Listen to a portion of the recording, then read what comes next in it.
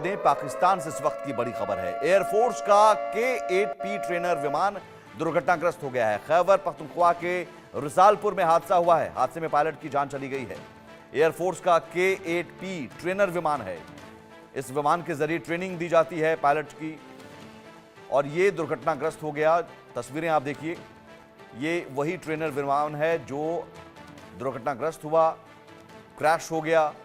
खैबर पख्तूनख्वा के रिसालपुर में हादसा हुआ, लेकिन यह बड़ा सवाल है कि खैबर पख्तूनख्वा जहां पर पहले से डिस्टर्बेंस जारी है, तो क्या ये विमान गिराया गया? अजय जांडियाल हमारे साथ जुड़े हुए हैं। अजय, खैबर पख्तूनख्वा में यह हादसा हुआ, क्या यह हादसा है या फिर मारा गया है? देखिए, अभी तक जो है पाकिस्तानी एयरफोर्स की तरफ से कोई स्टेटमेंट नहीं दिया गया है, मगर खैबर पख्तूनख्वा में पिछले कुछ समय में जो लगातार हालात बने हुए हैं और टीटीपी लगातार जो है वो निशाना बनाकर पाकिस्तानी सेना या पाकिस्तानी एयरफोर्स कोई भी हो उसको टारगेट कर रही है। ऐसे में पॉसिबिलिटी ये बन रही है कि ये जो विमान गिरा है, ये एक ट्रेनिंग पायलट द्वारा उड़ाया जा रहा है कि ट्रेनिंग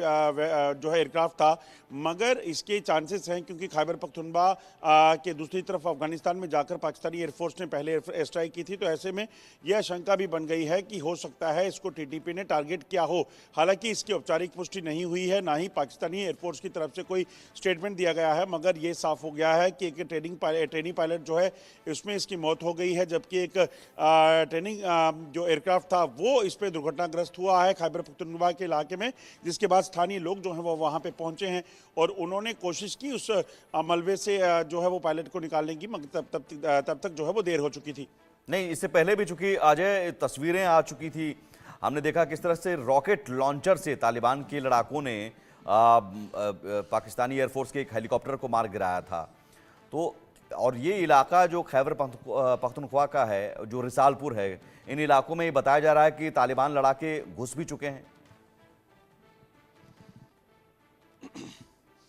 देखिए, बिल्कुल अगर आप देखें तो टीटीपी खैबर पख्तूनख्वा के तमाम इलाकों में सक्रिय है और अच्छी पैठ रखता है, मगर जिस तरीके से घटना हुई है उस घटना में क्योंकि ये जो एयरक्राफ्ट है इसमें किसी तरह का एमनीशन, किसी तरह की वेपन्स इंस्टॉल नहीं थे, ऐसे में इस चीज़ को ये अगर उस इलाके में उड़ाया जा रहा था तो यहाँ तो फिर कोई